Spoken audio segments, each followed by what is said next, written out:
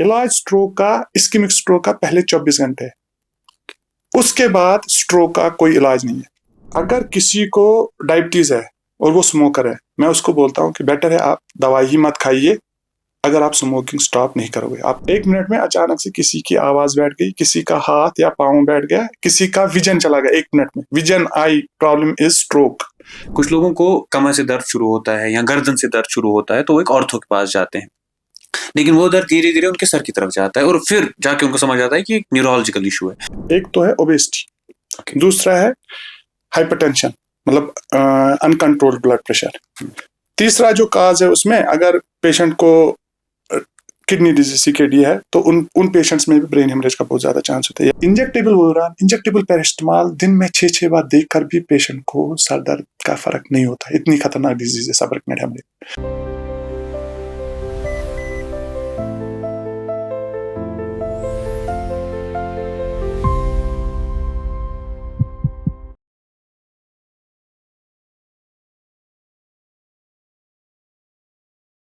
नाजरीन, आप सबका फिर से एक बार इस्तकबाल करते हैं कश्मीर लाइफ के सिलसिले द डॉक्टर्स लाउंज में।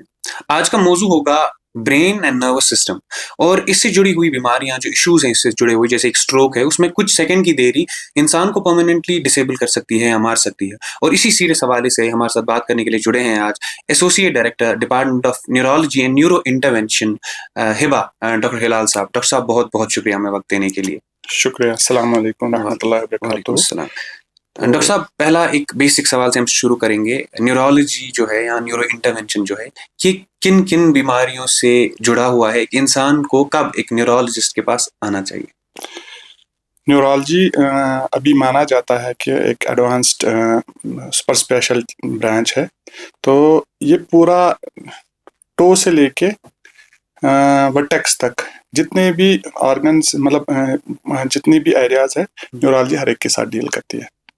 तो राइट फ्रॉम ब्रेन, उसके ऊपर कवरिंग्स, ब्रेन की ब्लड वेसल जो सप्लाई करती है, और उसके अलावा आईज की जो नर्व्स होती है या आईज का कोई विजुअल पाथवे, उसके अलावा स्पाइनल कॉर्ड, मसल्स, हम एक चीज बोलते हैं एंटीरियर हॉर्न सेल्स, वो मसल्स को जो सप्लाई करती है नर्व्स, न्यूरोमस्कुलर जंक्शन, जो मतलब मसल्स और नर्व्स के बीच में गैप होता है, या नर्व्स जो पेरिफेरल नर्व्स होती है, या प्लेक्सिस। तो बहुत सारी डिजीजेस है न्यूरोलॉजी में। इतना तो मुझे नहीं लगता कि किसी और ब्रांच में मतलब इतना वास्ट मतलब डिजीजेस है ही, क्योंकि हम लोगों को बाकी अलाइड ब्रांचेस का भी पता होता है। और न्यूरोलॉजी में सबसे ज्यादा मतलब ये वंडर ब्रांच ऐसी है कि विदाउट इन्वेस्टिगेशन अब मोस्ट ऑफ द टाइम्स आप एक डायग्नोज बनाते हैं, इसको बोलते हैं हार्ड को ट्रू क्लिनिकल ब्रांच। मतलब आपका क्लिनिकल स्किल आपको बता देगा कि इस पेशेंट में कौन सी प्रॉब्लम है विदाउट एनी इन्वेस्टिगेशन।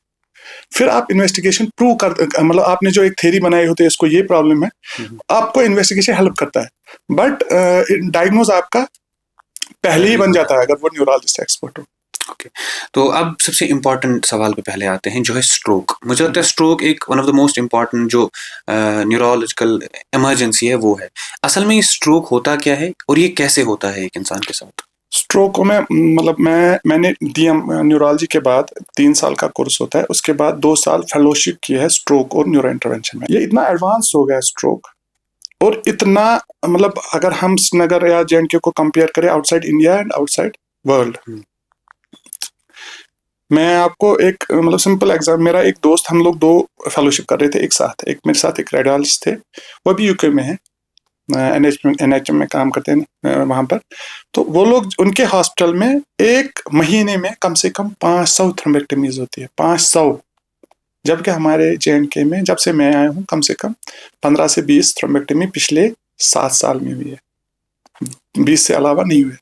वो एक सेंटर है यूके का, और हम लोग इतना अभी पीछे हैं। मतलब इंडिया में भी जैसे हम डाटा करते हैं तो थ्रोम्बोलिसिस तक हम लोगों का अभी उतना भी अवेयरनेस, जैसे वहाँ डाटा दिखाते हैं तो श्रीनगर का और जेएंडके का एरिया जब होता है वो मतलब ब्लैंक दिखाते हैं। हम लोग ट्राई करें, हम लोग स्ट्रोक का अच्छा काम कर रहे हैं, हम लोग अच्छा कर रहे हैं, बट अभी J and K as compare to India बहुत पीछे है स्ट्रोक में, और स्ट्रोक अवेयरनेस में, स्ट्रोक मैनेजमेंट में, और मतलब ओवरऑल डिजीज। अब स्ट्रोक होता क्या है? स्ट्रोक एक क्लिनिकल डिजीज है, मतलब किसी भी sudden onset neurological deficit of vascular organ, किसी भी इंसान को अचानक से 1 सेकंड में कोई भी न्यूरोलॉजिकल डेफिसिट हो, 1 मिनट में अचानक से किसी की आवाज बैठ गई, किसी का हाथ या पाँव बैठ गया, किसी का विजन चला गया 1 मिनट में, vision I problem is stroke, किसी को पैरालिसिस हो गया 1 मिनट में, सेकंड में, ये स्ट्रोक होता है। तो अब ये 1 मिनट में स्ट्रोक होता क्यों है? बिकॉज ऑफ ब्लड वेसल और मतलब उसकी वजह से। तो मोस्ट ऑफ टाइम क्या होता है, या ये ब्लड वेसल जो ब्रेन में सप्लाई कर रही है, रेटिना में सप्लाई कर रही है आई के, और स्पाइनल कॉर्ड में सप्लाई कर रही है, या तो ये फट जाएगी या तो ये ब्लॉक हो जाएगी। इसकी वजह से जो अगर सपोज ये ब्लॉक हो रही है, जिस एरिया को ये सप्लाई कर रही है ब्लड वेसल, वो एरिया उसने काम करना छोड़ दिया, इंसान को उसकी मैनिफेस्टेशन हो। सपोज स्पीच एरिया में होता है तो इंसान बात नहीं कर पाएगा। सपोज अगर उसको लेफ्ट मोटर एरिया में होगा तो हाथ नहीं उठेगा। अगर बैलेंसिंग एरिया में है तो उसको इम्बैलेंस हो जाएगा। अगर इसको हम बोलते हैं हमारी लैंग्वेज में फास्ट लैंग्वेज, स्ट्रोक में फास्ट देखना होता है। फेशियल डिविएशन किसी को कोई अंडरस्टूड अदर ये स्ट्रोक है। ए एटेक्सिया इम्बैलेंस, एस मतलब स्पीच, और टी टाइम। यहां पर हम बोलते हैं स्ट्रोक में टाइम इज ब्रेन, मतलब ब्रेन जो है, अगर ब्रेन है किसी को कुछ हो गया, वो टाइम, जितना टाइम उसको डिले होता है उतना उसका ब्रेन चला गया। Time is brain and tissue is brain, कितना टिश्यू डैमेज हो गया वो ब्रेन को आगे के फंक्शन खराब करेगा। अब ये होता क्या है स्ट्रोक, हम लोग ने पिछले 8-10 साल में बहुत कुछ स्ट्रोक में यहाँ देखा कि मतलब रिसेंटली आज से 6 महीने पहले हमने एक छोटा सा लड़का, 12 साल का लड़का देखा जिसको पूरा हेमिप्लीजिया और आई से इंटरनल कैरोटिड आर्टरी बंद हो गई थी। तो मतलब एक हॉस्पिटल से लेके दूसरे हॉस्पिटल में डायग्नोज ही नहीं हो रहा, क्योंकि लोगों को पता नहीं 12 साल के बच्चे को स्ट्रोक हो जाएगा। तो नहीं मतलब शाम को 12 घंटे के बाद एमआरआई हुआ। अगर वो एमआरआई उसको पहले घंटे में हो जाता, उसको कोई डेफिनेशन नहीं रहा। हम लोग नॉर्मली क्या करते हैं, खून पतला करने का इंजेक्शन देते हैं, उसको थ्रोम्बोलिसिस बोलते हैं। वो भी गाइडलाइंस में उसका टाइम बढ़ गया, बट 4.5 घंटे में वो जब से स्ट्रोक हुआ, जब से पैरालिसिस हुआ घर में, ना कि जब से सीटी स्कैन की, वो 4.5 घंटे में देना होता है। उसके अलावा और जो अभी लेटेस्ट मतलब टेक्नोलॉजीज में करते हैं, थ्रोम्बेक्टमी बोलते हैं, इसकी भी टेक्नोलॉजी बहुत बढ़ गई। थ्रोम्बेक्टमी में एस्पिरेशन करते हैं स्टेंट, वो 6 घंटे में बहुत अच्छे रिजल्ट, वहां जाके वो क्लॉट रिमूव करते हैं जो आर्टरी को फ्लो सस्टेन करेगा। उसमें बहुत अच्छे रिजल्ट्स है पेशेंट की रिकवरी के। तो वर्ल्ड वाइड अभी इसका मतलब हर जगह हमें स्ट्रोक में, world stroke federation, American stroke association, सब लोग यही कर रहे हैं कि आप जितना थ्रोम्बेक्टमी करोगे उतना पेशेंट्स को फायदा आएगा। तो स्ट्रोक के रीजंस क्या है? स्ट्रोक के रीजंस अगर हम बताएंगे तो मोस्टली पहले जैसे पता है स्ट्रोक 50-60 साल के बाद ही होता है। हाँ। और हमारे यहाँ कश्मीर में और एक एंटी थी, बोलते थे यहाँ ब्रेन हेमरेज ज्यादा है और इस्केमिक स्ट्रोक्स बहुत कम है। बट हम लोग अभी जितना भी, जब से एमआरआई ज्यादा हो गया, हम लोग इवैल्यूएट करने लगे तो इस्केमिक स्ट्रोक बहुत ज्यादा है देन हेमरेज। ब्रेन हेमरेज भी होते हैं। तो स्ट्रोक नस फट गई या ब्रेन हेमरेज हो गई, या नस वो ब्रेन हेमरेज हो गया, क्लॉट इसमें आ गया जिसने ब्लड वेसल को बंद कर दिया, उसको इस्केमिक स्ट्रोक बोलते हैं। इसके अलावा और एक एंटिटी है जिसको बोलते हैं सबएक्टिव हेमरेज। उसमें ब्लड वेसल को एक गुब्बारा सा बन जाए जिसको एन्यूरिज्म बोलते हैं, वो भी कश्मीर में बहुत ज्यादा कॉमन है, मतलब as compare to rest of the country. Subactive haemorrhage life threatening disease है। घर में अगर 100 पेशेंट्स को सबएक्टिव हेमरेज होते हैं, 30% घर में ही मर जाते हैं। इतनी खतरनाक डिजीज है, वो भी स्ट्रोक का एक टाइप है। तो ये स्ट्रोक सबएक्टिव हेमरेज तो हमारे यहाँ हमने देखे 20 साल के लोग ब्रेन की ब्लड वेसल में एंजियोग्राफी की, या सबएक्टिव हेमरेज की हमने एंजियोग्राफी की, सीटी एंजियो बोलते हैं, एमआरआई एंजियो, या हम फाइनली डीएसए करते हैं, डिस्टल सबट्रैक्शन एंजियो। उसमें हमने देखा कि एक गुब्बारा सा बन गया होता है ब्लड वेसल के ऊपर, उसको एन्यूरिज्म बोलते हैं। नॉर्मल ब्लड वेसल में 3 वाल होते हैं, उसमें एक वाल पहले ही नहीं होता और ये फट जाता है, और दूसरी बार भी रिस्क होता फटने का। जब तक कि वो एन्यूरिज्म सील नहीं होएगा, दूसरी बार फट जाएगा और पेशेंट की डेथ, मतलब हमने कितने लोग देखे हैं पेशेंट डायरेक्ट में, 20 साल के, 30 साल के, 40 साल के, 50 साल के, 70 ईयर्स। तो स्ट्रोक को मोटा मोटी अगर देखा जाए, haemorrhagic stroke because of hypertensive haemorrhage अलग चीज है, एटिपिकल ब्रेन हेमरेज अलग चीज है, और इस्केमिक स्ट्रोक बहुत अलग चीज है। तो हम लोग अभी जिस चीज का ट्रीटमेंट मतलब एडवांस हुआ है, एक जैसे एटिपिकल ब्रेन हेमरेज, एवीएम आएगा, ड्यूरल एवीएफ आएगा, और एन्यूरिज्म ब्लीडिंग आएगी, एसएच, इसमें बहुत एडवांस हो गई है ट्रीटमेंट की।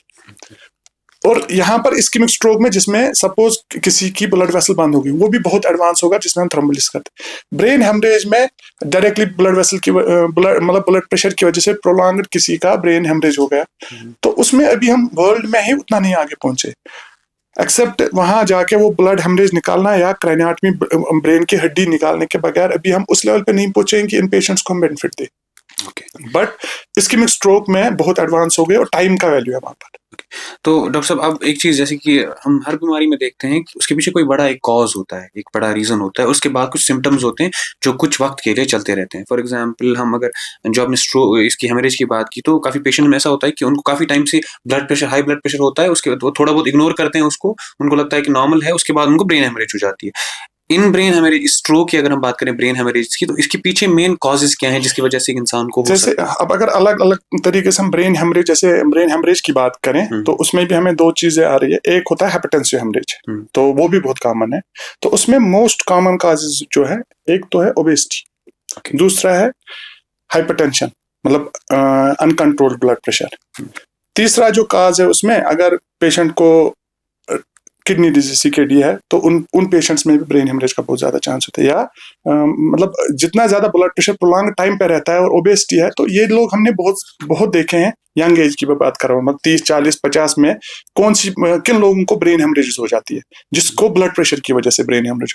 तो उनमें या तो प्रोलॉन्ग उनको किडनी डिजीज होगी, या तो रीनल आर्टरी स्टेनोसिस होगा, या तो उनको ब्लड प्रेशर किसी और चीज की वजह से बीपी ज्यादा बढ़ रहा है, सेकेंडरी हाइपरटेंशन, जिसकी वजह से ब्रेन हेमरेज, या तो प्राइमरी हाइपरटेंशन में वो दवाई, सपोज किसी का ब्लड प्रेशर और ओबेसिटी इतनी ज्यादा है और वो उसका बैड एब्यूज हैबिट्स है, वो बहुत मतलब मटन में इतना ज्यादा खा रहे हैं कि उनका ब्लड प्रेशर कंट्रोल ही नहीं हो रहा है, तो उसकी वजह से जो ब्रेन हेमरेज होता है वो टिपिकल एक एरिया में ब्रेन के होती है। उसमें बोलते हैं हम पॉन्टाइन हेमरेज, मतलब putaminal bleed, basal ganglion bleed, thalamic bleed, cerebellum, 4 जगहों पे ब्लड प्रेशर की वजह से नस फट जाती है। वो होती क्या है, वो बहुत पतली ब्लड वेसल्स होती है जिनको बहुत टाइम, ये एक दिन नहीं फटता है, बहुत टाइम अगर ज्यादा ब्लड प्रेशर रहता है, साल, 2 साल, 3 साल, वहां वो ब्लड वेसल्स के उनको एन्यूरिज्म्स बन जाते हैं, बुचार्ड एन्यूरिज्म बोलते हैं। वो फिर एक दिन आ जाता है, वो फट जाता है। एक नॉर्मल लोगों को लगता है आज ब्लड प्रेशर चढ़ गया, उसकी वजह से वो फट गया। वो बहुत टाइम से एक पैथोलॉजी चल रही थी, ब्लड प्रेशर कंट्रोल नहीं होता है, फिर एक टाइम आ जाता है वो बुचार्ड अब गिव अवे कर देता है, तो ब्रेन हेमरेज हो जाती है। ये हाइपरटेंसिव। अब जो दूसरा हमने बोला कि एटिपिकल ब्रेन हेमरेजेस, सपोज 40 साल के नीचे किसी को भी ब्रेन हेमरेज होगी, तो उसमें सबसे ज्यादा इंपॉर्टेंट काज यही है जिसको हम बोलते हैं एन्यूरिज्मल ब्रेन हेमरेज। कभी वो पैरेन्काइमल हेमरेज हो सकते हैं, कभी वो सबएक्नाइड हेमरेज हो सकती है। उसमें मतलब अगर किसी को कभी भी फैमिली में शक हुआ कि इसको एन्यूरिज्म था, तो हर एक फैमिली के मेंबर को इवैल्यूएट करना पड़ेगा। उसमें एक सीटी एंजियो करते हैं पहले ही, फटने से पहले। हमारे पास 2 टाइप के पेशेंट आते हैं। एक आते हैं कि जिनको ऑलरेडी सब हेमरेज हो गई है, वो पेशेंट ट्रीट करना बहुत डिफिकल्ट होता है। उसके 14 डेज में वाजोस्पाज्म, हाइड्रोकेफेलस, रीरप्चर ऑफ एन्यूरिज्म, बहुत सारी चीजें हो जाती है। मतलब उसमें हम फैमिली को अगर हमारे पास, अगर हम 100% भी ट्रीट करते, बट हम लोग उतना कामयाब ही नहीं होते कि हम पेशेंट को सेव करें। दूसरा होता है पहले ही आप देख लो ये एन्यूरिज्म है कि नहीं है। अगर किसी को भी पहले ही पता चल जाता है एन्यूरिज्म, उसको भी हेमरेज नहीं, वो इजी ट्रीट करना होता है, उसको तो सील ही करना है ना एन्यूरिज्म को। और एक चीज है जैसे ड्यूरल एवीएम, ब्लड वेसल्स में कनेक्शंस में प्रॉब्लम होती है तो वो फट जाते हैं, उसका भी एडवांस ट्रीटमेंट होगा। कहीं पर हम एम्बोलाइजेशन करते हैं, मतलब यहाँ पर कॉइल डालते हैं, उसमें हम लोग ग्लू डालते हैं या ओनेक्स डालते हैं, ब्रेन के अंदर जाते हैं। हम लोग जो काम करते हैं इसको बोलते हैं मिनिमल इन्वेसिव सर्जरीज। हम लोग कभी सार नहीं खोलते, हम लोग यहाँ फीमोरल पंक्चर करके सीधे ब्लड वेसल्स की के थ्रू, यहाँ हार्ट के अराउंड, आर्टा के अराउंड, कैरोटिड आर्टरीज के थ्रू, इंटरनल कैरोटिड सीधे ब्रेन की वेसल्स में जाते हैं और उनको वहीं पर सील करते हैं। छोटे छोटे पाइप्स होते हैं, छोटे छोटे माइक्रोवायर्स होते हैं, और बहुत टेक्निकली मतलब डेडिकेशन चाहिए, और बहुत मतलब कोई भी एक गलती और यहाँ पर मतलब ये, और कोई भी दुनिया में ऐसा इंटरवेंशनिस्ट नहीं होगा जो 100% सक्सेसफुल होगा। मतलब ये लोग, ये डिजीज ही इतनी खतरनाक है कि मतलब इसमें आपको 5%, 3%, 5% रिस्क पे चलना ही पड़ता है, और ये डिजीज ही इतनी। सबसे बड़ा प्रॉब्लम जो ब्रेन का है, ये क्लोज स्पेस है, हड्डी ऊपर से है, इसमें ब्रेन टिश्यू जो है वो 85% है, और 15% में ब्लड जो ब्रेन में सप्लाई होता है वो, और सीएसएफ जो वहां पर फ्लूइड निकलता है वेंट्रिकल स्पेस में, इतना ही ब्रेन का स्पेस है। अब इसमें अगर 10 ml भी ज्यादा किसी के बढ़ गए, सपोज ब्रेन हेमरेज हो गया, एडिशनल 10 ml, तो उतने में पेशेंट का हर्निएशन हो जाता है। तो ब्रेन टॉलरेट नहीं करता है कोई भी एडिशन। ट्यूमर अगर बढ़ गया तो मतलब ब्रेन के ट्यूमर में क्यों खतरा होता है कि वो ब्रेन जो स्पेस है, क्योंकि यहाँ पर मतलब क्लोज स्पेस, बहुत क्लोज, उसको फिर मतलब। अब इसके बाद डॉक्टर साहब स्ट्रोक की अगर हम बात करें तो ज्यादातर सुना गया, अगर हम हॉस्पिटल्स में जाते हैं या देखते हैं कि स्ट्रोक के बाद आप एक वक्त को गोल्डन आवर बोलते हैं। ये गोल्डन आवर क्या होता है, मतलब स्ट्रोक के बाद ये कितना टाइम का होता है और इसमें क्या क्या बहुत ज्यादा इंपॉर्टेंट है? ये मतलब गोल्डन आवर की जहां हम बात आ रही है, वहां इस्केमिक स्ट्रोक, हेमरेज की नहीं, इस्केमिक स्ट्रोक की बात आ रही है। अभी थोड़ा सा हेमरेज में गोल्डन आवर का थोड़ा सा रोल है, बट असली में हमेशा इस्केमिक स्ट्रोक होता है इन्फार्क्शन, या जहां ब्लड वेसल जो सप्लाई करते हैं ब्रेन में, उसकी बात हो रही है गोल्डन आवर। गोल्डन आवर का मतलब है कि अगर किसी को ब्लड वेसल ब्रेन की बंद हो गई, तो जब से वो बंद हुई, अगले 4.5 घंटे में हम इसको पेशेंट को एक प्रॉपर सेटअप पे लेना है।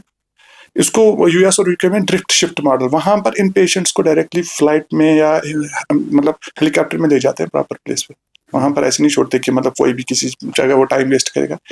हम लोगों का काम होता है मतलब शॉर्ट टाइम में इन्वेस्टिगेट करें अगले 5-10 मिनट में, और इसको ट्रीटमेंट दे। यहाँ पर एक सेकंड का वैल्यू होता है। तो हमें कैसे पता चल, जो मैं आपको पहले बोल रहा था, न्यूरोलॉजी एक ऐसी ब्रांच है जहां आप पेशेंट को देख के ही डायग्नोज लगाओगे। वो स्ट्रोक क्लिनिकल डायग्नोसिस। स्ट्रोक में अगर हमने पेशेंट देखा, हिस्ट्री अचानक से इसका सपोज पैरालिसिस हो गया, नॉर्मली यही होता है मैक्सिमम, तो हम लोग इसका एग्जामिनेशन करते हैं। वहां अगर हमें प्लांटर होता है, अंगूठा, जस्ट प्लांटर चेक करके, प्लांटर रिफ्लेक्स बोलते हैं, तो इसको स्ट्रोक है, हमें 2 मिनट में पता चल जाता है। हम अब कोई इन्वेस्टिगेशन एडिशनल नहीं करते हैं, या सीटी स्कैन, सीटी प्रोटोकॉल इमेजिंग या एमआरआई प्रोटोकॉल इमेजिंग और शुगर एक टेस्ट, कोई ही इन्वेस्टिगेशन नहीं चाहिए ट्रीटमेंट के लिए। तो फजूल ब्लड टेस्ट, फजूल के एफटीसीबीसी और बाकी फूलबाल चीजें टाइम वेस्ट करती हैं। तो पेशेंट मतलब हम लोगों का एक प्रोटोकॉल है इसमें, जहां पर हम लोग जितनी जगह जाते हैं, हम लोग का अगर कोई कैंसर पेशेंट भी एमआरआई में होगा या सीटी से, हम उसको बाहर निकालते हैं। ये प्रोटोकॉल ही बनाया है कि क्योंकि उसका टाइम है, इस पेशेंट का टाइम नहीं है, सीधे बाहर निकाल के, या 10 लोग नंबर लाइन पे हो, इसी पेशेंट का जिसका स्ट्रोक होगा उसी को सीटी करना है, उसी को एमआरआई करना है पहले, उसका टाइम बचाना है। क्योंकि अभी अगर उसको इलाज मिलेगा तो उसको बहुत फायदा मिलेगा। तो इलाज क्या होता है, उसको खून पतला करने का इंजेक्शन देते हैं, वो इंट्रावेनस इंजेक्शन देते हैं। वो मतलब मार्केट में अवेलेबल है। पहले इसमें एल्टप्लेस आता था, वो अराउंड 50,000 का आता था। अब ये बहुत सस्ता हो गया, टेनेक्टप्लेस पूरा वर्ल्ड में आ गया कि tenecteplase is better than alteplase in thrombolysis.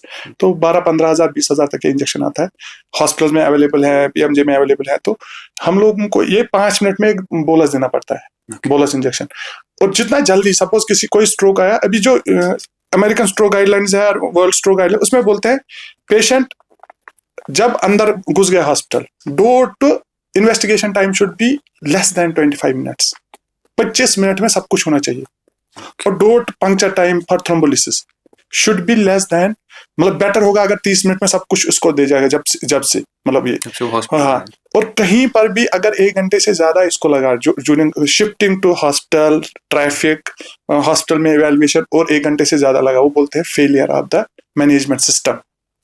तो 1 घंटे कम से कम, मतलब गाइडलाइन में भी हमें बोला 45 मिनट्स में इसका इलाज हो जाना चाहिए। उसमें डॉक्टर भी देखना चाहिए, उसमें जो छोटी छोटी इन्वेस्टिंग वो भी देखनी होनी चाहिए, सीटी स्कैन भी होना चाहिए, और फाइनली वो जो इंजेक्शन है वो भी अवेलेबल होना चाहिए, उसको लगा दिया। अब इसके अलावा जैसे ये जितना जल्दी होता है, इसमें जो मतलब जितनी भी ट्रायल्स हुई है, ये 1996 में पहले वर्ल्ड में हुआ कि थ्रोम्बोलिसिस करनी चाहिए। अनफॉर्चुनेटली यहाँ पर 2010 या 15 के बाद ही श्रीनगर में हमने मतलब लेट थ्रोम्बोलिसिस। अभी हम लोगों ने एक ग्रुप बनाया, सेव ब्रेन ग्रुप, अभी पेरिफेरी में भी होता है, वो लोग सीटी स्कैन डालते हैं, हम लोग डाल दो। तो इतना अभी ये कॉमन हो गया है कि पेरिफेरी के हॉस्पिटल्स में डॉक्टर्स थ्रोम्बोलिसिस करते हैं। सीटी स्कैन कर दिया, सीटी स्कैन नॉर्मल आया, थोड़ा सा NIHS देख लिया, तो वो लोग करते हैं। बट अब यहाँ पर प्रॉब्लम है, इसके अलावा जो मतलब बड़ी नसें बंद हो जाती है, वो इस क्लॉट से डिजॉल्व ही नहीं होती। 40% मतलब 30% इसके बेटर रिजल्ट, 70% फेलियर होता है इस खून पतला करने के इंजेक्शन के बाद भी। तो अब इसको क्या चाहिए, इसको यही मतलब जितना जल्दी ये एक प्रॉपर स्ट्रोक सेंटर में जाएगा, और इसकी ब्लड वेसल्स का भी इवैल्यूएशन, इसलिए हम पहले हम लोग बाद में नहीं, हम लोग सीधे सीटी स्ट्रोक प्रोटोकॉल, जिसमें ब्रेन का सीटी स्कैन और इसकी ब्लड वेसल्स का पहले इवैल्यूएशन हो जाए, वो 3 मिनट में हो जाता है। या MRI स्ट्रोक प्रोटोकॉल, जिसमें ब्लड वेसल्स नेक से ही, आरिस से ही, carotid arteries, internal carotid, MCA, basilar artery, सब कुछ देख के तो हम डिसीजन लेते हैं अगले 5 मिनट में कितना बड़ा स्ट्रोक है, कितना टाइम हो गया, कितना बेनिफिट आएगा। और ऐसा भी हुआ है कि अगर हम प्रॉपर टाइम पे पेशेंट आए, और हम वो कामयाब 80% रिजल्ट से बेटर इसके कि मतलब हम वो क्लॉट निकाल सकते हैं आजकल के लेटेस्ट डिवाइसेस में। तो डिवाइसेस थोड़े से महंगे हैं, बट हम लोग मतलब किसी भी तरीके से, उस वक्त हम पेशेंट की लाइफ इंपॉर्टेंट होती है, हमें मतलब कुछ भी करके, मैंने एक अपना डिवाइस 8 लाख का पंप, थ्रोम्बेक्टमी पंप लाया है जो BBJ में अवेलेबल नहीं है, क्योंकि हमें पता है उसका सीरियस, उसका वैल्यू क्या है। तो जितना जल्दी वो क्लॉट निकलता है, हमने ऐसे भी पेशेंट देखे जो उधर से पैरालाइज करके आ गया, क्लॉट निकल गया, उधर ही खड़ा हो गया टेबल, ऐसा मैंने देखा है। बट अगर ये चीज नहीं होती है, इलाज स्ट्रोक का, इस्केमिक स्ट्रोक का पहले 24 घंटे है, उसके बाद स्ट्रोक का कोई इलाज नहीं है, कुछ भी इलाज नहीं है, कोई भी प्राइमरी ट्रीटमेंट नहीं है। हम जो फिर लास्ट में टैबलेट एस्पिरिन और वो नए स्ट्रोक को बचाने के लिए देते हैं, वो उस स्ट्रोक का ट्रीटमेंट नहीं होता है। तो डॉक्टर साहब, कश्मीर में एक प्रॉब्लम जो बहुत कॉमन है देखी गई है, दैट्स हाई ब्लड प्रेशर, जिसकी हमने बात की, और डायबिटीज। क्या इन दोनों का आप थोड़े टाइम में बताएं, क्या इन दोनों का कोई कनेक्शन है स्ट्रोक के साथ? हम लोग मतलब मेरे पास बहुत सारे पेशेंट आते हैं, तो आज भी एक पेशेंट आया था। अगर किसी को डायबिटीज है और वो स्मोकर है, मैं उसको बोलता हूँ कि बेटर है आप दवाई ही मत खाइए, अगर आप स्मोकिंग स्टॉप नहीं करोगे आपको कोई फायदा नहीं होगा। सो स्मोकिंग और डायबिटीज इज अ वेरी, मतलब वो इतनी खतरनाक कॉम्बिनेशन है, बहुत ज्यादा स्ट्रोक होने के चांसेस होते हैं, स्मोकर विद डायबिटीज और हाइपरटेंशन। तो ये 3 चीजें, ओबेसिटी, ये 3-4 चीजें इतनी खतरनाक है। तो डायबिटीज, जैसे डायबिटीज की बात की जाए, तो अगर किसी को 10 साल या 15 साल डायबिटीज रहा और कोई स्मोकर है, तो उसको इनवेरिएबली हार्ट की ब्लड वेसल्स और ब्रेन की ब्लड वेसल्स, हमने पिछले 2 साल में DSA जितने भी किए, कुछ ना कुछ तो यहाँ 40%, 50%, 70%, 80% ये आर्टरी बंद हो जाती है पहले ही। स्ट्रोक तो बहुत लेट हो जाता है। तो हम लोगों का एक मतलब, मैं जब मेरे पास पेशेंट आते हैं, मुझे अपनी कम्युनिटी से एक मतलब वो गिला बोले क्या बोले, मतलब इतनी मैच्योरिटी नहीं है। मैं चाहता हूं अगर हमारे पास कोई 70 ईयर का पेशेंट आता है, 60 ईयर, वो सीधे बोले डॉक्टर साहब मैंने 70 साल निकाले, ये रिस्क फैक्टर्स है, एज है, स्मोकर था, डायबिटीज है, आप देख लीजिए कि हम कहाँ पहुंचे। मतलब वो बात के लिए तैयार ही नहीं है। वो तो नॉर्मली अगर कोई भी मतलब जितना जितना एज बढ़ रहा है, जितना स्मोकिंग हो रहा है, जितना जितना डायबिटीज है, तो उसको तो अंदर से प्रॉब्लम्स हो रही है, बट बाहर से सब कुछ नॉर्मल है। एक दिन आ जाता है जब वो प्रॉब्लम्स इतनी ज्यादा बढ़ जाती है, सपोज किसी को 90% स्टेनोसिस तक पहुंच गया, स्ट्रोक तभी होते 90% एक कैरोटिड में स्टेनोस हो गया, इंट्राकैरनल में स्टेनोस हो गया, और उसके बाद अचानक किसी दिन उसको डायरिया या थोड़ा सा ब्लड प्रेशर कम हो गया, अब वो 10% कहाँ ब्रेन को अब सप्लाई देगा, तो इधर से ब्लड प्रेशर। तो पहले ही अगर वो इवेल्युएशन ब्रेन या ब्लड वेसल्स की होती है, तो इनको हम दवाई और प्रिकॉशंस के लिए देते हैं, मतलब क्या करना है आपको, तो बहुत सारा स्ट्रोक रुक जाता है। ओके, तो डॉक्टर साहब स्ट्रोक को छोड़ के आते हैं दूसरी चीज पे, हेडेक, नॉर्मल हेडेक, माइग्रेन, ये जो है, एक नॉर्मल इंसान को, लेमन को कब पता चलेगा कि जो मेरे को सर दर्द हो रहा है ये नॉर्मल कम नींद की वजह से या थकावट की वजह से नहीं है, बल्कि एक सीरियस न्यूरोलॉजिकल इशू भी हो सकता है? हाँ, हेडेक जो है, इसमें हमें बोला गया है headache is headache for neurologists. Headache इतनी मतलब एक कभी सिंपल हेडेक होता है, कभी इतना खतरनाक हेडेक न चाहता है, डॉक्टर्स को कितना भी इवैल्यूएशन किया तब भी इसका पता नहीं चलता है, तो ये न्यूरोलॉजिस्ट के लिए भी हेडेक है। तो बट जो हम यहाँ देख रहे हैं, हेडेक में प्राइमरी हेडेक्स और सेकेंडरी हेडेक्स डिफरेंशिएट किया हुआ। प्राइमरी हेडेक्स होते हैं जो इसमें जेनेटिक्स का काज है, और इसमें मतलब लाइफ थ्रेटनिंग प्राइमरी हेडेक्स में कुछ नहीं होता है, लाइफ थ्रेटनिंग कुछ नहीं है। मतलब माइग्रेन जैसे एंटिटी है, बहुत कॉमन है, अभी जो समर है बहुत सारे पेशेंट आते हैं, तो ये जेनेटिकली होता है। Simple migraine, complex migraine, retinal migraine, vestibular migraine, बहुत सारे टाइप्स माइग्रेन के। इसमें दवाइयां देनी है, पेशेंट जितना एक्सप्लेन अच्छे तरीके से कर पाएगा डॉक्टर को, उसकी फैमिली हिस्ट्री में माइग्रेन है, 15 साल से स्टार्ट हुआ, 40-50 साल तक रहता है, बीच बीच में अटैक्स आ जाते हैं, कभी इतने सीवियर अटैक्स आ जाते हैं इंसान चाहता है कि मैं अपने आप को मार दूं, बट उसको लाइफ थ्रेटनिंग डिजीज नहीं। उसके अलावा जो सबसे कॉमन यहाँ पर माइग्रेन है, टेंशन टाइप हेडेक बहुत कॉमन एंटिटी है, किताबों में मिलेगा 60 to 70% हेडेक्स जो है, मतलब सबकॉन्शियस टेंशन होता है, और वो हेडेक्स, हल्का सा सर दर्द रहता है, नींद नहीं आती है, बाकी चीजें हो जाती है, वो भी एक टाइप का हेडेक है। उसके अलावा क्लस्टर हेडेक, बाकी हेडेक के बहुत सारे टाइप्स है, बट इन चीजों से लाइफ थ्रेटनिंग कुछ नहीं है। प्रॉपरली डॉक्टर के पास इवैल्यूएशन होगी और वो उनको दवाई पे रहना पड़ता है। कभी एक माइग्रेन की, जैसे माइग्रेन कॉम्प्लेक्स माइग्रेन, 1-2 दवाएं देनी पड़ती है। अभी माइग्रेन भी बहुत आगे पहुंच गया है, अभी हम मोनोक्लोनल एंटीबायोटिक्स इसमें दवाएं दे, but most of the community afford नहीं कर पाते, तो 1-2 दवाइयों से ही मतलब most of the migraine patients control पे रह जाते हैं। अब जो सेकेंडरी हेडेक्स है, वो बहुत खतरनाक चीज है। अगर किसी को सर दर्द कंटिन्यूअसली लह रहा है और दवाई खाने के बाद भी सर दर्द रह रहा है 24 घंटे से ज्यादा, 36 घंटे से ज्यादा, माइग्रेन का जो टेन्योर है वो 72 आवर्स तक रहता है। किसी को 72 आवर्स से ज्यादा सर दर्द रहा, उसको तो मजबूरी है ब्रेन की इवैल्यूएशन करना। तो ब्रेन में अगर कोई इन्फेक्शन हो गया, फीवर हो गया, तो उसको सर दर्द हो सकता है, इसको मेनिंजाइटिस बोलते हैं। अगर ब्रेन में कोई ट्यूमर है, परसिस्टेंटली सर है, तो वो प्रेशर की वजह से फिर मेनिंजेस को प्रेशर करता है, वो भी हेडेक। तो जो परसिस्टेंट हेडेक विथ एटिपिकल, किसी को सटल वीकनेस है, किसी को विजन इंपेयरमेंट हो गया है, किसी को वॉमिटिंग हो रही है कंटिन्यूअसली, तो वो एटिपिकल। और सबसे ज्यादा खतरनाक हेडेक जिसको बोलते हैं, दो एंटिटीज है, एक यही सबअर्कनाइड हेमरेज जो मैं आपसे ब्रेन हेमरेज जो होती है सबअर्कनाइड हेमरेज, उसमें बोलते हैं थंडर क्लैप हेडेक। जैसे किसी के सर पे थंडर स्टॉर्म पड़ गया, इतना खतरनाक सर दर्द होता है। ये सर दर्द मतलब ये पेन में सबसे खतरनाक चीज होती है। बेरेबल नहीं, बेरेबल तो वो मतलब बंदा ही पागल हो जाता है, उसको लगता है कि ये लोग कर क्या रहे हैं। बट उसमें भी हम लोगों का इतना मतलब ये होता है कि इतना खतरनाक सर दर्द है पेशेंट को, बट हमें उससे ज्यादा परेशानी होती है पेशेंट की जान को खतरा है सबअर्कनाइड हेमरेज में। हम लोग ज्यादा हेडेक पे ध्यान नहीं देते, ज्यादा उसका एन्यूरिज्म फट गया है, कहां पर फट गया है, कितना ब्लीड है, हाइड्रोकेफलस कितना हो गया, वाजोस्पाज्म कितना है।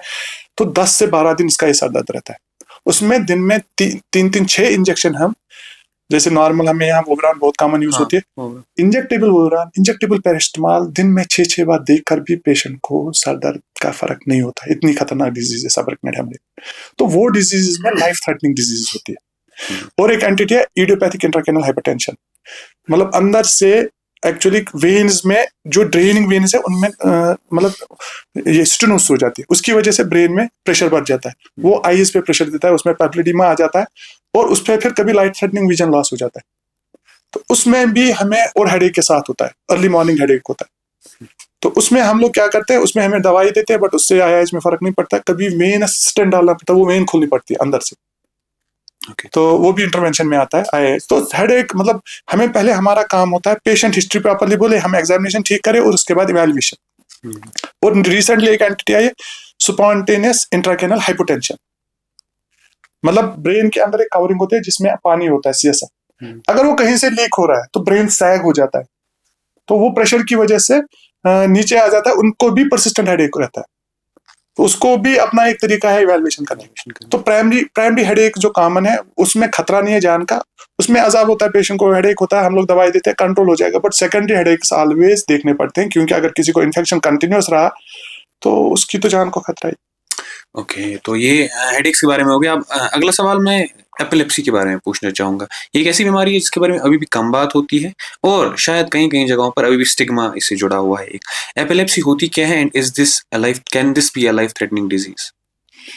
एपिलेप्सी मतलब अभी जो लेटेस्ट गाइडलाइंस में एपिलेप्सी का डेफिनेशन है, person who has a one seizure and one convulsion and tendency of having 60% tendency of having another seizure, एक या एक से ज्यादा दौरे किसी को आ रहे हैं, विच इज मतलब वो एपिलेप्सी है। अब एपिलेप्सी में एक एपिलेप्सी होता है, एक सिम्टोमेटिक सीजर होता है।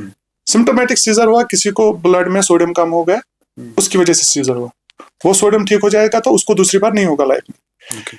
उसको सिम्टोमेटिक होते हैं। किसी को चोट लग गई और उसकी वजह से, कंकशन की वजह से उस वक्त ब्रेन के कुछ सेल्स एक्टिव हो गए, वो होते है, वो 7 दिन तक रहती है। बट जो एपिलेप्सी है, एपिलेप्सी मतलब इतनी खतरनाक प्रॉब्लम है फैमिलीज में, और बहुत सारे पेशेंट है कश्मीर में, मतलब दौरे होते ही रहते हैं। पहले जमाने में मतलब अभी भी होता है कि पहले बोलते थे इनको जिन आ गए लोगों को, मतलब हमने कितने पेशेंट देखे हैं जो 2-2 साल 4-4 साल 10-10 साल किसी मतलब हीलर के पास चले गए या किसी सेंट के पास चले गए। बट और इवन मतलब हमने ऐसे भी बोले 40 साल तक मैंने एक पेशेंट देखा है जिसको एपिलेप्सी थी, और जिसके घर वाले एक्सेप्ट ही नहीं कर रहे, और 40 साल के बाद हमने एक टेस्ट किया EEG, उसमें उसका दौरा आ गया। तो ऐसे जेनेटिक एपिलेप्सीज होते हैं। तो एपिलेप्सी जिसका है उसको प्रॉपर्ली इवैल्यूएट करना पड़ेगा, न्यूरोलॉजिस्ट के पास जाना पड़ेगा, एपिलेप्टोलॉजिस्ट के पास जाना पड़ेगा। इसका इलाज है, और मतलब इलाज में दवाइयाँ देनी पड़ती है। अब इसमें दवाई में फायदा क्या है और नुकसान क्या है? किसी को भी दौरे आते हैं, उसका मतलब है उसका ब्रेन, नॉर्मली एक टर्म है हमारे यहाँ न्यूरोलॉजी में कि ह्यूमन ब्रेन इज इपिप्टोजेनिक, खुद ही इसको दौरे आते हैं। ह्यूमन ब्रेन का किसी का कोई टेंडेंसी होता है, कुछ भी हो जाए पहले दौरा करेगा, उसके बाद देखा जाएगा। वो दौरा मे बी ब्रेन के लिए कुछ टाइम के लिए मतलब फायदा ही हो कि उसमें वो एक रिवर्स, उसको वो दौरा आता क्यों है, वो पहले दौरा आ गया, वो इंसान को सुला देता है, ब्रेन को भी सुला देता है, तो वो स्ट्रेस पे फाइट करता है। बट अगर कंटिन्यूअसली वो दौरे आ रहे हैं तो इंसान का मेमोरी, कॉग्निशन, स्पीच, गेट सब कुछ खराब कर देता है। अब एपिलेप्सी जो है ये हजारों टाइप के डिजीज है। एपिलेप्सी में स्ट्रक्चरल ब्रेन डिजीज है, किसी को चाइल्डहुड में ब्रेन में डैमेज आ गया है, किसी को ट्यूमर है, किसी को एवीएम्स है, किसी को जेनेटिक एपिलेप्सीज है, एब्सेंस एपिलेप्सी, जुवेनाइल माइक्रोलोन के डिफरेंट स्टेज में। बट आजकल के टाइम पे कम से कम 80% एपिलेप्सीज का ट्रीटमेंट है विद ड्रग्स। तो इस पे मैं सर एक सवाल पूछूंगा कि जो आप बोल रहे हैं इसमें ट्रीटमेंट है एपिलेप्सी का, इज दिस लाइक दैट कि किसी को एपिलेप्सी है तो क्या वो पूरी तरह ट्रीट हो जाता है या वो कंट्रोल होता है? यही इशू सबसे ज्यादा हमें आता है कि लोगों ने खुद में इसमें, मतलब मैंने आज तक लाइफ में किसी को नहीं बोला है कि आपको 6 महीने, 1 साल या 2 साल दवाई खानी पड़ेगी। हम लोग बोलते हैं कि ये दवाई हमने स्टार्ट की, हमें खुद भी नहीं पता कि कितने टाइम के बाद दवाई बंद करनी होगी। ये जो दवाई होती है ये डिजीज को खत्म नहीं करती है, ये डिजीज को दबा देती है। सुबह हमने दवाई दी पेशेंट को, अगर वो इतनी कामयाब, एक दवाई सपोज कोई एक पे ही कंट्रोल होता है तो उसका मतलब है फुल डोज पे अगर हमने वो दी, वो अगले 12 घंटे उसको दबा के रखेगा। अगर वो नेक्स्ट डोज नहीं खाएगा तो वो तो फिर वापस आएगा। तो हमारा अब जब कंटिन्यूअसली किसी का दौरा दबा के रहता है तो टेंडेंसी होती है कि वो फिर कम आए। अब अगर अंदर से, और एपिलेप्सी में क्या होता है कि एक बाहर से दौरे होते हैं, हल्का सा दौरा हुआ, बड़ा सा दौरा हुआ, जस्ट कभी कभी हमने दौरे देखे ऐसे किसी ने सर हिलाया 2 मिनट, वो भी दौरा होता है। दौरे के टाइप्स भी बहुत मतलब अजीब, किसी ने अचानक से 1 मिनट हंस लिया, वो भी जिलास्टिक सीजर बोलते हैं। किसी ने अचानक एक मतलब एब्सेंस एपिलेप्सी में 1 मिनट अगर हैंग हो गया डायरेक्टली, वो भी एक टाइप का सीजर है। अब पेरेंट्स में कहाँ प्रॉब्लम है, उनको तो सबको यहाँ लगता है कि जैसे बड़े बड़े झटके लग गए इंसान को, दैट इज ओनली सीजर। तो मैं यहाँ बोलता हूँ, मैं बहुत पेशेंट्स को अपने बोलता हूँ, अगर मतलब बच्चों को शादी करानी हो, they should get first aware कि छोटा बच्चा जो जन्म ले रहा है उसको हमें कैसे देखना है, इसको दौरे तो नहीं हो, बच्चों में बहुत दौरे कॉमन है, तो they should get that expert. हमने बहुत सारे देखे 2-2 साल बच्चों में देखे, मतलब दौरे हो रहे हैं, माँ बाप को समझ ही नहीं आ रहा। तो जितने ज्यादा दौरे आ रहे उतना ब्रेन डैमेज। ओके, तो ये एपिलेप्सी के मतलब ट्रीट, ये प्रिवेंटेबल हाँ, है फिर मतलब हाँ, कुछ मतलब बच्चों में अगर दौरे आते हैं तो अराउंड 50% दौरे एडोलसेंस तक ठीक हो जाते हैं। 50-70। अब अगर एडोलसेंस में ही स्टार्ट हो गए 10 साल में, उसमें एक एंटिटी है जुवेनाइल माइक्रोलोन, वो कभी या स्ट्रक्चर ब्रेन में ही डैमेज है, वो तो कंट्रोल होता ही नहीं है। कुछ होते हैं कंट्रोल। इसमें एपिलेप्सी में और एक एंटिटी है जिसको बोलते हैं ड्रग रेजिस्टेंट एपिलेप्सी। 4 दवाएं देकर भी दौरे कंट्रोल नहीं होते हैं, वो 20%। वही मैं एक्चुअली बात, हमारे मेडिकल साइंस में एक्चुअली दवाइयां भी बहुत आ गई अभी। पहले तो मतलब आज से 50 साल पहले 2-3 दवाइयों पे काम होता था, वो भी साइड इफेक्ट इतनी ज्यादा। 20-25 दवाएं में हम लोग थोड़ा सा परमिटेशन कॉम्बिनेशन करके कभी 2 महीने में एक ट्राई किया, फिर ट्राई किया। हमारा टारगेट जो होता है एपिलेप्सी में, एक तो पेशेंट को दौरे ना आ जाए, और जो अंदर से ईजी है, और एक चीज जो मतलब टारगेट हम करते हैं, ईजी भी नॉर्मल होना चाहिए, रिपीटेड ईजीज नॉर्मल होने चाहिए, सो दैट कि अंदर से भी कोई दौरा नहीं। बहुत बार क्या होता है कि पेरेंट्स का टारगेट होता है उनको बाहर से दौरे नहीं मिलने चाहिए, तो वो उसी, बट अंदर से दौरे चलते रहते हैं। तो मेरे हिसाब से पेशेंट को उतना दवाई देना चाहिए, इवन इफ अगर 2 या 3 भी दवाई दो, अंदर से ईजी नॉर्मल। जब अंदर से मतलब डिस्चार्ज ही नहीं आ रहा तो मतलब कि फ्यूचर के लिए उसको बहुत ज्यादा चांसेस है कि उसके दौरे रुक जाए। अब जो ड्रग रेजिस्टेंट एपिलेप्सी है अभी पूरे इंडिया में, वर्ल्ड में, उसका ट्रीटमेंट अगर वो स्ट्रक्चरल ब्रेन डिजीज की वजह से एक एंटिटी 15-20 साल में स्टार्ट हो जाते, middle temporal lobe epilepsy. Temporal lobe थोड़ा सा वहां पर बढ़ जाता है, उसको एट्रोफी हो जाती है, उसको एक सर्जरी करते हैं, टेम्पोरल लोब ही निकालते हैं, उस साइड जो वो एपिलेप्टोजेनिक फोकस होता है जहां से वो निकलती है उसको ही निकालते हैं, या कहीं ब्रेन में कुछ टिश्यूज में प्रॉब्लम हो जाती है, एफसीडीएस बोलते हैं, फोकल कॉर्टिकल डिस्प्लेसिया, वो अगर निकाला जाएगा तो पेशेंट का आगे जाके दौरा नहीं आता है। तो आप डॉक्टर साहब आपका ज्यादा वक्त और नहीं लेंगे, एक लास्ट टॉपिक में मैं आता हूँ, that is nerve issues, nerve and जो हमारे स्पाइन इश्यूज हैं। कुछ लोगों को कमर से दर्द शुरू होता है या गर्दन से दर्द शुरू होता है तो वो एक ऑर्थो के पास जाते हैं, लेकिन वो दर्द धीरे धीरे उनके सर की तरफ जाता है और फिर जाके उनको समझ आता है कि एक न्यूरोलॉजिकल इशू है। एक इंसान को कब समझ आएगा कि ये मेरा इशू जो है ये ऑर्थो इशू है, नॉर्मल इशू है, या ये मेरा नर्व इशू है, nerve and neurological based issue है? सो अगर कोई भी पेन, मतलब ये बहुत एक मिसनामर है कि ऑर्थो और न्यूरो, अगर कोई भी पेन लोकलाइज हो रही है, लोकलाइज मींस मतलब जॉइंट में प्रॉब्लम है या एक ही जगह, वो आगे कहीं नहीं फैल रही है, वो ऑर्थोपेडिक की प्रॉब्लम है, या मस्कुलोस्केलेटल एक जगह की प्रॉब्लम। अगर कोई भी पेन रेडिएट हो रही है, मतलब एक जगह पेन है वो दूसरी जगह भी फैल रही है, वो ऑलवेज न्यूरोलॉजिकल को दिखाना है। कि इतना कंफ्यूजन है इसमें अभी भी। और नर्वस जो है, नर्वस सिस्टम मतलब पूरा इसको बोलते हैं CNS, सेंट्रल नर्वस और पेरिफेरल नर्वस, इतनी प्रॉब्लम्स है इसमें भी, इतनी ज्यादा डिजीज इसमें होती है। तो मतलब properly evaluation is better for patients कि उसको CIDP, AIDP है, मोटर न्यूरोपैथीज है, सेंसरी न्यूरोपैथीज है, रेडिकुलोपैथीज है, इवेल्युएशन इंपॉर्टेंट होती है, MRI कराइए, बाकी चीजें। और आजकल एडवांस में मतलब रेडियो फ्रीक्वेंसी एब्लेशन होती है जो पेन को ब्लॉक कर देती है। मतलब हमें एक एंटिटी है ट्राइजेमिनल न्यूरैल्जिया, वो ट्राइजेमिनल नर्व के एरिया में जैसे सीधे गोलियां आती है इंसान को एक सेकंड, बहुत खतरनाक पेन, मतलब टॉलरेट ही नहीं कर पाते, दवाइयां काम नहीं करती, 2 दवाइयां तब भी काम नहीं करती, कंटिन्यूसली रहता है। तो हम लोग या तो नर्व को ब्लॉक करते हैं या तो रेडियो फ्रीक्वेंसी एब्लेशन एक प्रोसीजर होता है, वो ट्राइजेमिनल गैंग्लियन को ही ब्लॉक कर देता है। तो मतलब पेन मैनेजमेंट ऑफ नर्व्स भी बहुत एडवांस हो गया, बट प्रॉपरली इवेलुएट होना चाहिए पेशेंट। ओके डॉक्टर साहब, आखिरी सवाल इसका होगा, मेरा होगा कि एक्चुअली जब अगर एक इंसान है, नॉर्मल इंसान जो अपने ब्रेन और नर्वस सिस्टम को हेल्दी रखना चाहता है, उसे अपना लाइफस्टाइल, अपने फूड और बाकी चीज़ों में क्या क्या करना चाहिए? ये जो ब्रेन मतलब हम देख रहे हैं, लोग डेली पेशेंट आते हैं, डिफरेंट टाइप के पेशेंट्स आते हैं, तो सबसे जो इम्पोर्टेंट है कि brain health is directly dependent on subconscious mind. इंसान का सबकॉन्शियस स्टेटस क्या है? तो बहुत सारे डिप्रेशन में लोग आते हैं बहुत बुरी बुरी तरह करके, उनका सबकॉन्शियस माइंड उनके हिसाब से, उनकी लाइफ के हिसाब से नहीं होता है।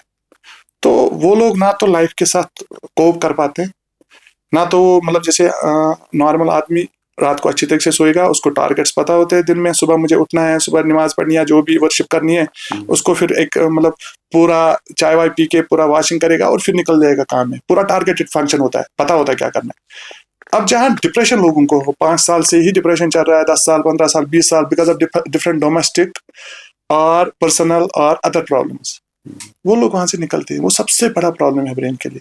फिर बहुत सारे पेशेंट साइकियाट्रिस्ट के पास जाते हैं, बहुत सारे कोप ही नहीं कर पाते हैं, हमारे पास आते हैं। उसके अलावा जो अभी हमारी यंग जनरेशन में, हमारी नई जनरेशन जो है बहुत जगह पे वो इंटेलिजेंट है, मतलब पुरानी जनरेशन से, बट कुछ चीजें ना मतलब सब्सटेंस अब्यूज बहुत कॉमन हो गया, तो वो ब्रेन को डायरेक्टली इफेक्ट करती है। जितना ज्यादा सब्सटेंस अब्यूज होगा उतना प्रॉब्लम ब्रेन में होती है। उसके अलावा अगर 40 साल की तरफ जाए, smoking, obesity, lack of exercises, weight और बाकी कुछ चीजें, जैसे मतलब हार्ट का भी एक प्रॉब्लम होता है, अगर किसी को हार्ट में एट्रियल फिब्रिलेशन है, उसको भी स्ट्रोक के बहुत सारे चांस है। तो brain health directly depend ages में ब्रेन हेल्थ, बट मेरे हिसाब से मतलब एक आइडियल एनवायरनमेंट इंपॉर्टेंट है। मैं और एक बात बोलना चाहता हूँ, क्योंकि हमारी एक्सपीरियंस बहुत ज्यादा होती है, कुछ लोग ना नॉर्मल होते हैं बट दे फील कि वो एब नॉर्मल, मतलब बोलना नहीं चाहिए यहाँ पर एक बड़ा फॉर्म है, मतलब 2-3 प्रोफेशंस के लोग मैंने ऐसे देखे हैं कि जिनमें मतलब they are fully normal but they try, their mind tries to see कि हमारा कुछ प्रॉब्लम है, वो भी सबकॉन्शियस माइंड ही उनको कराता है। One are education department male teachers, I would have seen thousands of male teachers कि सब कुछ नॉर्मल है but they are trying to, उनका ब्रेन सर्च करता रहता है कि हमें प्रॉब्लम है, वो भी तो ब्रेन डिजीज है। और एक बैंक एम्प्लॉयज और कुछ लोग पुलिस में, these are the 3 professions where I have seen कि people are not normal, they मतलब their mind is saying them there's something abnormal when we are evaluating everything is normal and they remain with the investigations prescriptions for years together। मतलब इतनी ज्यादा prescription है, इंसान यार इतना तो कुछ जगह ऐसा भी होता है कि इंसान बहुत बीमार है बट बिकॉज ऑफ विल मैं ठीक हूँ, मतलब they are fighting with everything. तो final everything is dependent on your mind, आप कैसा सोच रहे हैं, आप कैसा सोच रहे हैं, किस सिचुएशन को आप कैसे हैंडल कर रहे हैं। चलिए, बहुत बहुत शुक्रिया हमें वक्त देने के लिए डॉक्टर साहब। आज के लिए इतना ही। आप देखते रहिए the doctors lounge by Kashmir life.